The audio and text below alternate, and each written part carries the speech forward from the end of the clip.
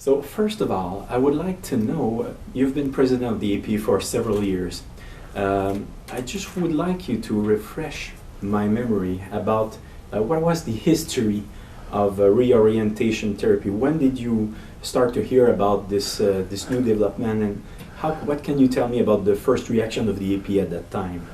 It probably started in the APA in the early 1970s. And at that time, the women's movement was in ascendancy and it tended to overshadow the gay rights issue.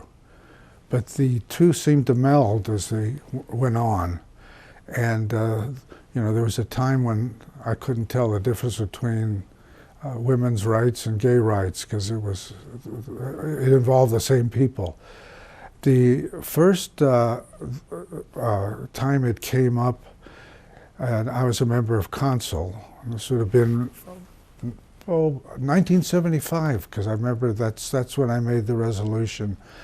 I made the resolution that being gay was not a mental illness. It was characterological. And it passed the Council of Representatives. And that was the first issue that came up. I also said that with that the APA, if it passes this resolution, will also vote to continue research that demonstrates whatever the research demonstrates, unbiased, open research. It was never done. Yeah. It was never done. But the resolution that I made in the Council did get adopted, and by a wide margin.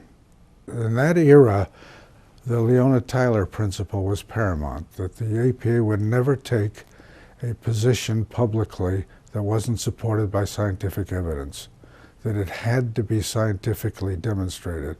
And we abided, the presidents in my era abided by the Leona-Tyler principle. All of a sudden, things began to change as things became more political than scientific. The Leona-Tyler principle, which was never withdrawn, disappeared. In fact, you can't even find it in the annals of the APA. If I didn't have it, it wouldn't exist as far as they're concerned.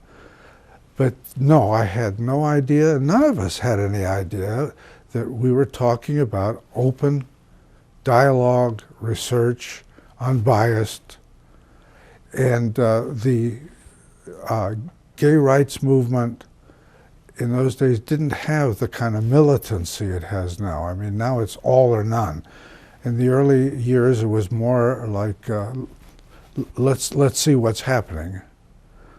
From your experience, when did you see this change of direction in the APA coming? It started changing pretty drastically by the late 1980s. By the mid-1990s, the Leona-Tyler principle was absolutely forgotten. That political stances seemed to override any scientific results. Cherry-picking results became the mode. And the gay rights movement sort of captured the APA. It's very interesting the way it happened. The APA bent over backwards to be understanding and open. And its understanding that it left an open door for people to rush in and use it for other than scientific purposes, for political purposes. It was preceded by a number of issues. It became part of the movement for what one might call diversity. You want to bring all underrepresented peoples into psychology. And this is a very lofty idea on the surface of it. But when it becomes a bias, if I had to choose now, I would see a need to form an organization that would recruit straight white males, which are underrepresented today in the APA.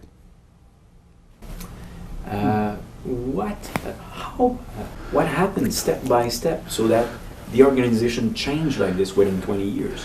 We developed a group of psychologists that numbered around 200 to 250 that rotated themselves through all the offices of the APA. When a rule was passed that you couldn't serve more than X number of sessions on consul or on a certain particular office, they would rotate. They would run for another office and then come back to consul.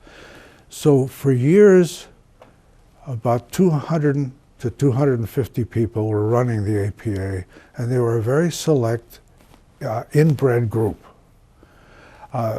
They were ultra-liberal, and anything that wasn't ultra-liberal was anathema.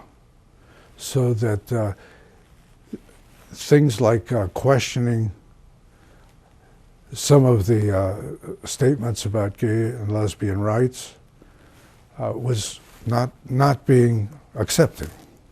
It became a civil rights issue rather than a scientific issue. Now, I believe in civil rights. I was very active in helping gays be accepted in the APA. To this day, I am not opposed to gay marriage.